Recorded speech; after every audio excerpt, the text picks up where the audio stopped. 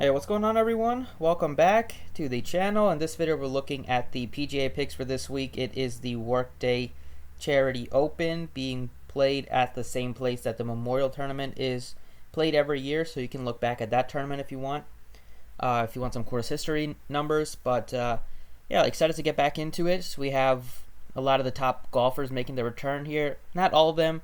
No Dustin Johnson this week, no Rory, but you see Justin Thomas, Jon Rahm, Cantlay coming back, Koepka, Schauffele. So it's looking like a pretty strong pool. So let's get right into it. As always, before I start with the video, I would appreciate if you hit the like on the video and subscribe if you have not already. Appreciate everybody that's been watching the videos lately. Hope you guys are enjoying the picks and the video itself. So first thing I would like to do is just to look back at a couple years of course history, last 3 years. Back last year, Cantlay won. He's been very good. We'll be touching on Patrick Cantlay. He's been very good this entire year, especially at this golf course.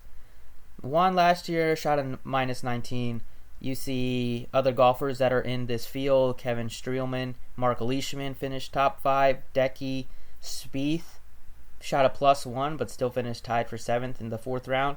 He could be a little bit sneaky. I don't see that many people talking about him. Billy Horschel, decent value play, could potentially be this week. So Justin Rose also has done very well at this course. I'll be touching on him too. In 2018, you had Bryson win. You still had Cantlay up there. You still had Justin Rose up there at top 6. Look back at Justin Rose's course history here. You'll be pleasantly surprised if you want to play him this week. That he has some pretty good numbers to back that up. Joaquin Niemann, I like him a ton this week. He shot a +1 back in 2018 and still finished tied for 6th. That was in the 4th round. Kuchar is here. Did play decent. Decky's tied for 13th. And back in 2017, you see Ricky Fowler, Justin Thomas headlining the leaderboard. You still had Jordan Spieth up here, tied for 13th. Kyle Stanley has 2 top 6s in the last 3 years here. Mark Leishman continues to do well.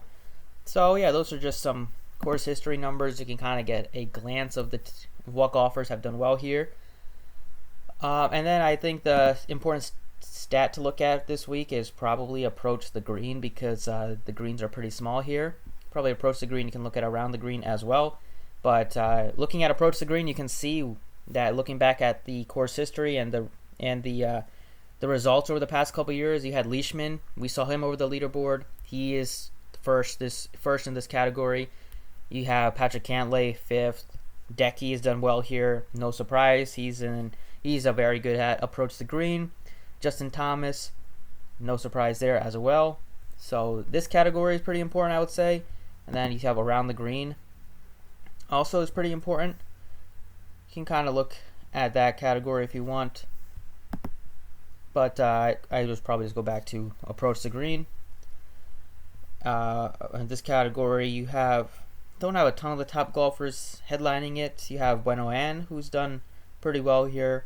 You have Patrick Uline, who had a 2nd place finish back in 2018, I believe. Decky. So this category is still important, I would say, but approach the green, I think, is a little bit more correlates with this a little bit more. And then I always like to look at like birdies. I want my guys making birdies, not bogeys. And this birdie to bogey ratio numbers are pretty important. I would kind of like to get some of my golfers that have a chance to make birdies and not just par everything or bogey everything.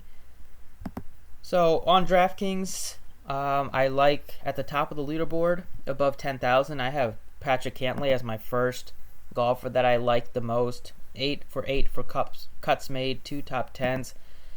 In the Travelers, he did not miss a beat after not playing for 4 months. Finished tied for 11th. Started in the first round incredibly well with a 66. He had I think 4 out of the first 6 holes or something like that. He had birdies. So Cantlay at 10-6, looking tremendous. And then I would probably go with Jon Rahm. That's my second guy that I like above 10,000. Justin Thomas 3rd, Schauffele 4th, and then probably Koepka 5th. Decky's also there if you want, but I like Justin Rose. If you're going under 10,000, he's another guy that has just crushed at this course over his career. You can look back at the 3 years that I've showed you. He was sprinkled in the top 20. And besides the Travelers, the 2 tournaments before that, he looked pretty good, tied for 3rd at the Charles Schwab, and then tied for 14th at the RBC. He is a top golfer at just 9,700. I like Justin Rose a lot. And Cantlay, I think that the Cantlay-Rose combo looks to be a great place to start your lineups this week. In cash, even in some GPPs, I don't mind it. Just get a little bit different elsewhere. Other guys that look good at the top, I would say Patrick Reed absolutely screwed a lot of people last week as he missed the cut in a weak field. You could go to him at 88 if you want. I don't think he'll be too popular. I don't have that much interest in Sanjay, even though he's under 9,000. I just think that there's more upside plays, and now that we're getting a lot of these great golfers back, I don't see him cracking a top 5 this week. I think Spieth is pretty interesting at 8,600. We saw him 2 out of the last 3 years. He has placed very well at this tournament. He's been consistent at making cuts, 11 of 12. The only problem with him is that lack of upside, as you see, like tied 54th, tied 68th. He makes the cuts, but then over the weekend he does nothing. So hopefully he just needs to have a 4-day round where everything goes according to plan, and you could see him make the top 10. So I do like Spieth. Nobody's talking about him. He has like I think a 35-1 odds to win, not crazy high, but I like Spieth. At 8,400, give me Joaquin Niemann as another guy that I like a lot. 3 top 10s this year. This young kid is looking spectacular.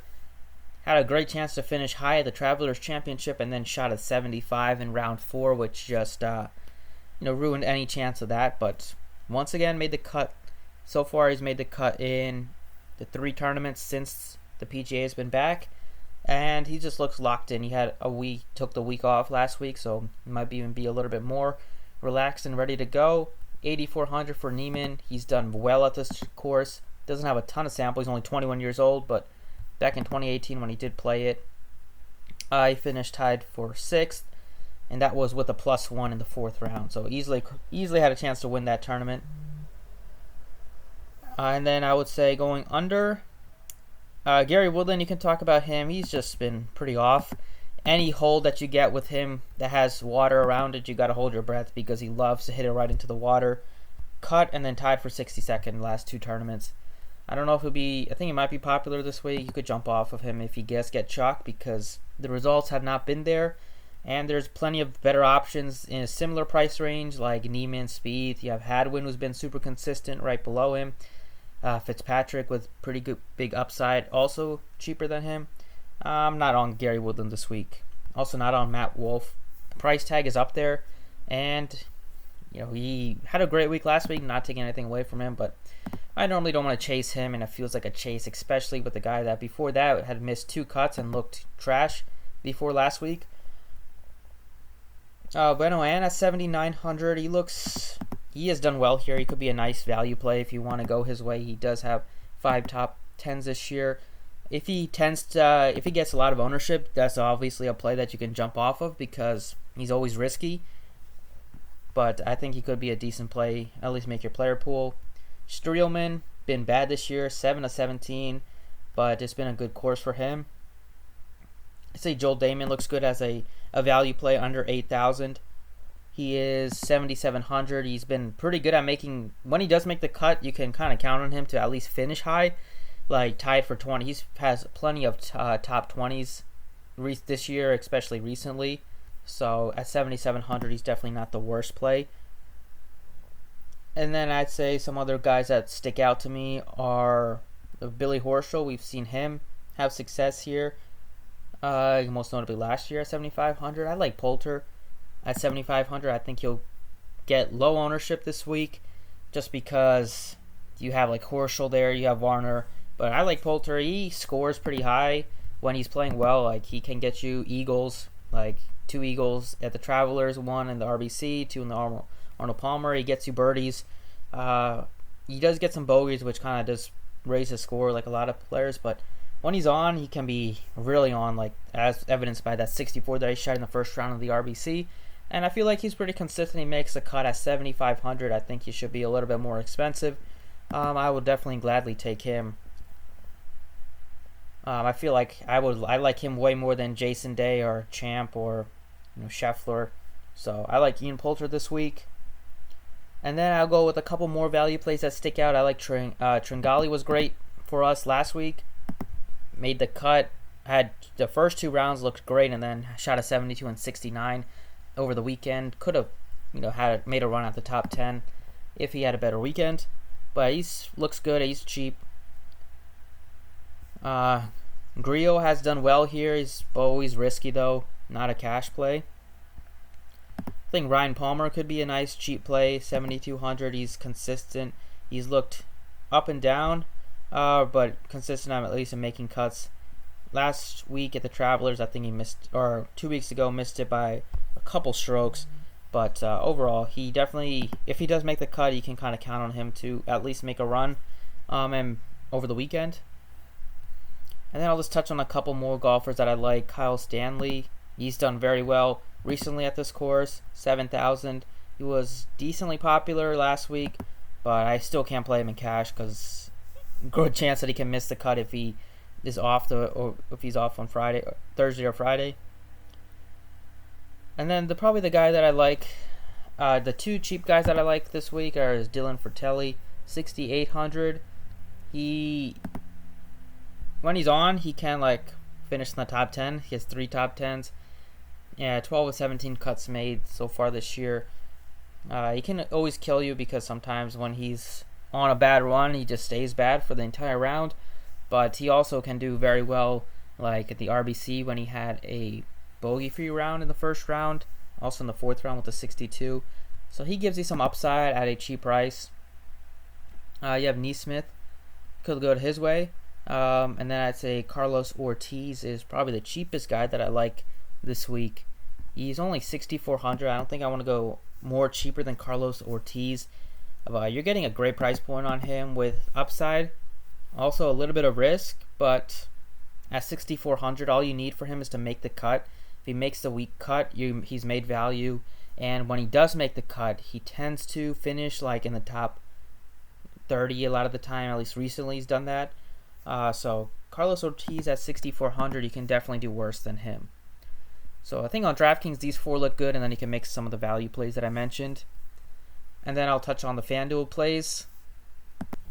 Okay, for FanDuel, they have Justin Thomas, John Rahm, Cantlay, nothing shocking at the top of the pricing pool. Decky's up there, Schauffele, Rose 10-8. Hopefully people see the 5 out of 9 and kind of go away from him, but I love Justin Rose this week. He's probably my favorite golfer. Him and Cantlay, I will start that with that approach on FanDuel as well. I feel like both have a great chance themselves to finish, to win the tournament. And then I'd say I'd take both to finish in the top 10 this week if I had to make a bet. So those 2 leaves you with 93.75 on FanDuel. Still plenty to work with. FanDuel, you have good value plays because you can go all the way down into 7,000. And then there's a lot of plays in the 9K range that look good, even in the 8K range. Going with those 2 I like, and then I'd probably go with Joaquin Niemann. Once again, I like him. He's 10,000. I feel like he's just has a ton of talent, and he's looked very good since the PGA's been back. So I like those guys a lot. And then you have Ian Poulter's only 9,000, so it's the same core on both sites, but he still leaves you with 9,250 on FanDuel, which is plenty. You could still pay up for another $11,000 guy and then punt with the $7,300 guy if you want. But that is the core for FanDuel. Thank you for watching. I appreciate it. You can hit the like on the video before you head out if you enjoyed. And good luck this week.